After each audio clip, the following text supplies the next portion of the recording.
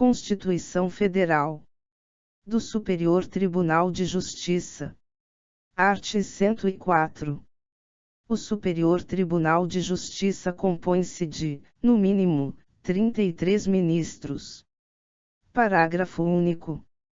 Os ministros do Superior Tribunal de Justiça serão nomeados pelo Presidente da República, dentre brasileiros com mais de 35 e menos de 65 anos, de notável saber jurídico e reputação ilibada, depois de aprovada a escolha pela maioria absoluta do Senado Federal, sendo e 1/3 dentre juízes dos tribunais regionais federais e 1/3 dentre desembargadores dos tribunais de justiça, indicados em lista tríplice elaborada pelo próprio tribunal. Segunda, 1/3, em partes iguais, dentre advogados e membros do Ministério Público Federal, Estadual, do Distrito Federal e territórios, alternadamente, indicados na forma do art. 94.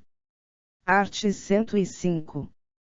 Compete ao Superior Tribunal de Justiça e processar e julgar, originariamente.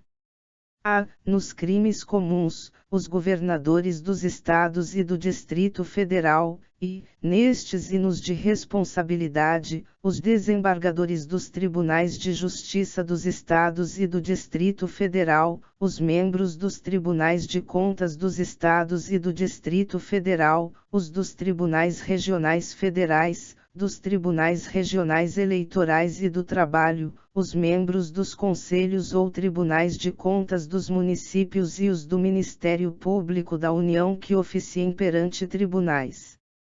B. Os mandados de segurança e os habeas data contra ato de ministro de Estado, dos comandantes da Marinha, do Exército e da Aeronáutica ou do próprio tribunal.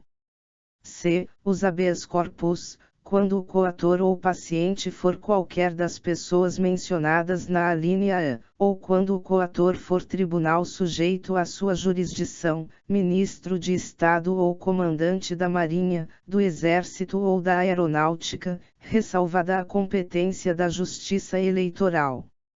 D. Os conflitos de competência entre quaisquer tribunais, ressalvado o disposto no art. 102, e, bem como entre tribunal e juízes a ele não vinculados e entre juízes vinculados a tribunais diversos.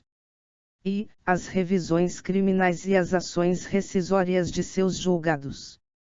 F. A reclamação para a preservação de sua competência e garantia da autoridade de suas decisões. G. Os conflitos de atribuições entre autoridades administrativas e judiciárias da União, ou entre autoridades judiciárias de um Estado e administrativas de outro ou do Distrito Federal, ou entre as deste e da União. H. O mandado de injunção, quando a elaboração da norma regulamentadora for atribuição de órgão, entidade ou autoridade federal, da administração direta ou indireta, excetuados os casos de competência do Supremo Tribunal Federal e dos órgãos da Justiça Militar, da Justiça Eleitoral, da Justiça do Trabalho e da Justiça Federal. E, a homologação de sentenças estrangeiras e a concessão de exequatur às cartas rogatórias. Segunda, julgar, em recurso ordinário. A. Os habeas corpus decididos em única ou última instância pelos tribunais regionais federais ou pelos tribunais dos estados, do Distrito Federal e territórios, quando a decisão for denegatória. B. Os mandados de segurança decididos em única instância pelos tribunais regionais federais ou pelos tribunais dos estados, do Distrito Federal e territórios, quando denegatória a decisão. C. As causas em que forem partes Estado estrangeiro ou organismo internacional, de um lado, e, do outro, município ou pessoa residente ou domiciliada no país. Terceira, julgar, em recurso especial, as causas decididas, em única ou última instância, pelos tribunais regionais federais ou pelos tribunais dos estados, do Distrito Federal e territórios, quando a decisão recorrida a. Contrariar tratado ou lei federal, ou negar-lhes vigência. B. Julgar válido ato de governo local contestado em face de lei federal. C. Der a lei federal interpretação divergente da que lhe haja atribuído outro tribunal.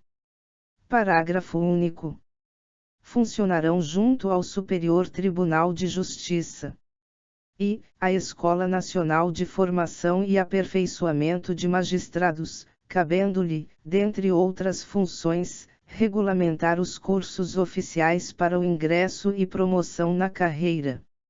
Segunda, o Conselho da Justiça Federal, cabendo-lhe exercer, na forma da lei, a supervisão administrativa e orçamentária da Justiça Federal de primeiro e segundo graus, como órgão central do sistema e com poderes correcionais, cujas decisões terão caráter vinculante.